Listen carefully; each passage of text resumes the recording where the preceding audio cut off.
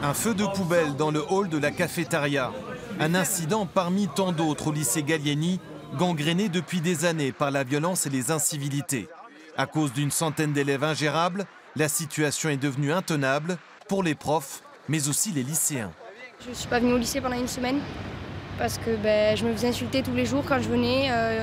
Ça parle beaucoup, il y a beaucoup de rumeurs sur les filles. Et comme on n'est pas beaucoup, en fait, on se fait beaucoup insulter par tous les garçons. Et même on se fait insulter des fois entre filles, en fait. Je viens, je me sens mal, j'en vomis, je ne suis pas bien vraiment dans ce lycée, je me sens pas bien. Alerté, le ministre de l'Éducation nationale a décidé de réagir. Jean-Michel Blanquer a annoncé l'envoi d'un personnel de direction spécialisé dans la gestion de crise et une véritable reprise en main des fauteurs de troubles. Il y a une petite minorité conséquente quand même, c'est plusieurs dizaines de personnes, petite minorité qui a fait la loi. On n'a pas assez imposé les règles qu'on devait imposer au cours des précédentes années et précédents mois. Je dis toujours la force doit être du côté du droit. Et c'est exactement ce qu'on va constater au cours des prochains jours.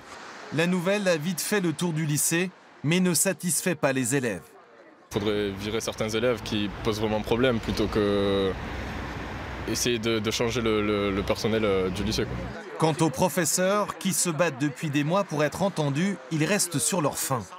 Si on arrive à avoir peut-être une nouvelle direction, des moyens supplémentaires, un meilleur recrutement, une possibilité d'une plus grande mixité, peut-être qu'effectivement le changement de direction va apporter ses fruits. Quand des professeurs se font menacer de mort en classe ou de représailles par des parents d'élèves, il faut que le procureur suive immédiatement la plainte et qu'il l'instruise, que ce ne soit pas classé sans suite, qu'on ne mette pas 3 heures à porter plainte au commissariat. Il faut être efficace et réactif. Donc ce partenariat, il n'a pas été annoncé, mais il va falloir le mettre en œuvre.